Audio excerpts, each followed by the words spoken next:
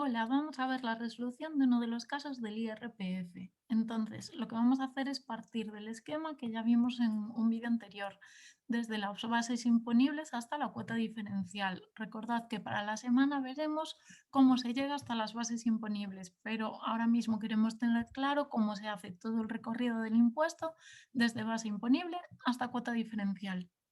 El caso que tenemos es una mujer que está separada, que tiene una hija de 6 años y rendimientos generales por un lado y rendimientos del ahorro por otro.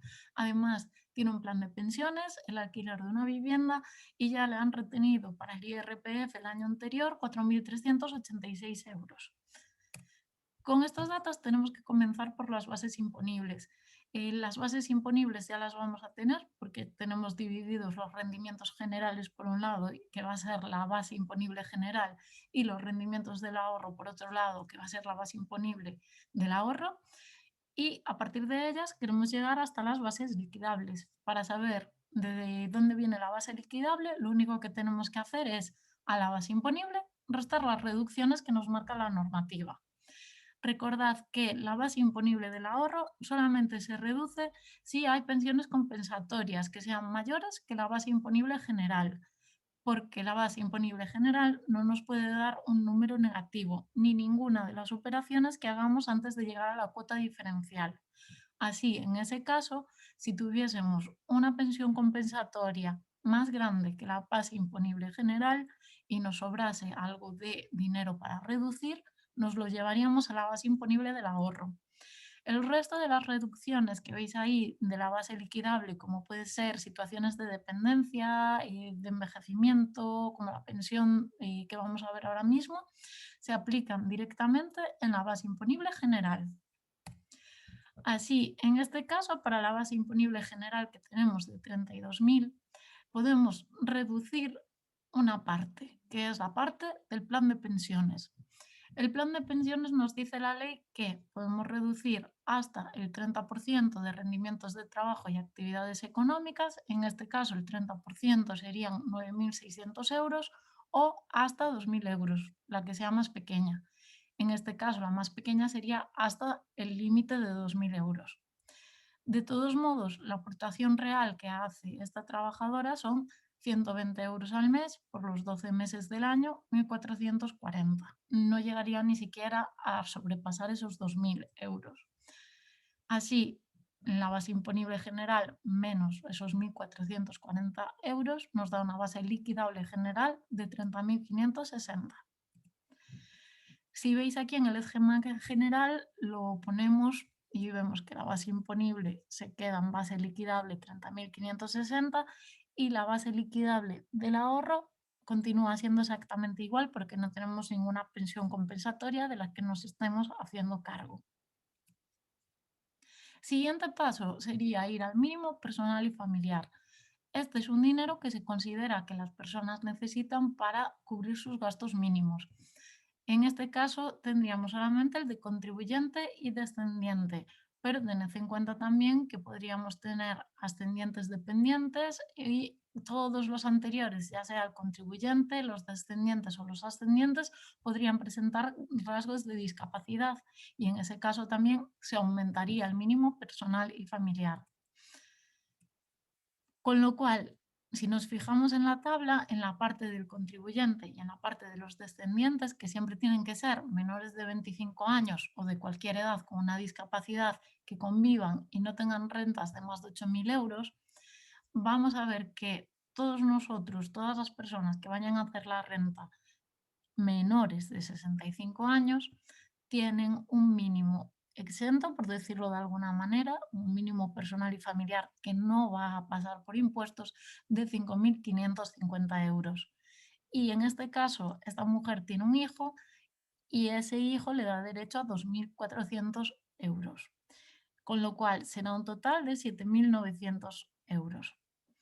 Otra vez nos vamos al esquema y otra vez vemos que este mínimo personal y familiar lo vamos a aplicar a la base liquidable general.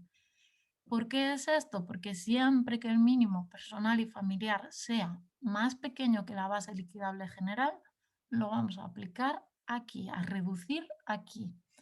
Si esta cantidad, en vez de ser 7.900 euros, hubiese sido, vamos a poner una barbaridad, 31.000 euros, sería mayor que 30.560, y lo que nos sobrase entre 30.560 y 31.000 sí que nos lo llevaríamos a reducir a la base liquidable del ahorro. No ocurre en este caso, todo lo sacamos de la base liquidable general, nos queda la base liquidable general de 22.660 y la base liquidable del ahorro sigue siendo de 4.500, no le hemos tocado. El siguiente paso va a ser calcular qué porcentaje se lleva el Estado y qué porcentaje se lleva la comunidad autónoma. Y estos porcentajes, como vimos en el esquema, se aplican por un lado a la base liquidable general y por otro lado a la base liquidable del ahorro. La base liquidable general en este caso son 22.660. Y como veis en estas dos tablas tenemos unos tramos para el gravamen estatal y otros tramos para el gravamen de Galicia. Entre cada uno de estos tramos se va modificando el tipo impositivo. Si veis, a cuanta más renta tengamos, mayor va a ser el tipo impositivo. Siempre teniendo en mente que todas las rentas se van a ir estratificando, es decir, van a ir pasando por todos los tramos anteriores, lo cual quiere decir que una persona que cobre 15.000 euros, que tenga una base liquidable, perdón, de 15.000 euros, va a estar pasando por este primer tramo que va de 0 a 12.450 y de 12.450 a 20.200 va a quedar la diferencia, ¿vale? Hasta los 15.000. Y una persona que tuviese una base liquidable de 37.000, pues va a pasar por todos los tramos anteriores, es decir, de esos 37.000, 12.450 se van a gravar a 9,5%, los siguientes 7.750 euros al 12%, los siguientes 15.000 euros al 15% y lo restante que nos quedase ya en el siguiente tramo iría a 18,5%. Vamos a verlo en este ejemplo práctico. Así, para estos 22.660 en gravamen estatal, tenemos que la persona entre 0 y 12.450 va a pagar un 9,50% de 12.450, que es el primer tramo completo, que da una cuota de 1.182,75. El segundo tramo también lo hace completo y va desde 12.450 hasta 20.200. ¿Por qué? Porque 12.450 ya lo hemos grabado en el tramo anterior. Así, en este segundo tramo solamente quedarían 7.750 por grabar para llegar hasta los 20.200. Estos 7.750 se graban a un 12%, que son 930.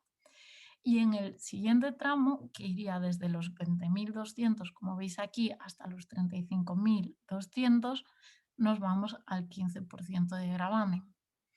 En nuestro caso, no llegamos a cubrir todo el tramo completo, con lo cual sabemos que hasta 20.200 está cubierto por los dos tramos anteriores y tenemos aquí la cuota íntegra hasta 20.200. Solamente tenemos que saber qué cantidad nos queda por grabar hasta 22.660. Entonces, hacemos la resta entre 22.660 y 20.200.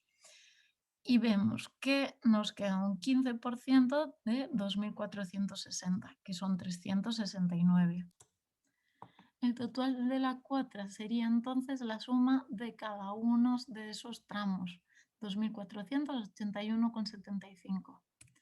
Lo mismo ocurre en la base liquidable general para su porcentaje autonómico. Entonces, el porcentaje autonómico vuelve a tener una tabla, tiene tramos similares pero no iguales aquí en Galicia y los porcentajes igual son similares pero no son exactamente iguales a los estatales. Volvemos a hacer lo mismo, ¿vale? De 0 a 12.450 cubrimos todo el tramo y esto se graba un 9,5%. El siguiente tramo también se cubre entero y a un 11,75%. Y el último tramo volvemos a tener 2.460, que es lo que nos sobra, a un 15,5%. Y si veis, la cantidad es ligeramente diferente para la cuota estatal de esta base liquidable general. Nos lo llevamos todo al esquema general y veis aquí que hemos hecho este recorrido desde la base liquidable, hemos aplicado los porcentajes estatales y nos da un total de cuota de 2.481,75 y los porcentajes autonómicos nos da un total de cuota de 2.474,68. Volvemos a hacer lo mismo con la base liquidable del ahorro. En este caso es mucho más sencillo porque solamente tenemos una tabla que es igual para tanto el porcentaje autonómico como el porcentaje estatal y en este caso solamente llegamos a cubrir parte del primer tramo que va desde 0 a 6.000. Como no llegamos a cubrir todo el tramo, no podemos hacer el 9,5% de 6.000, tenemos que hacer el 9,5% de la cantidad real, que es 4.500, y eso nos da 427,5.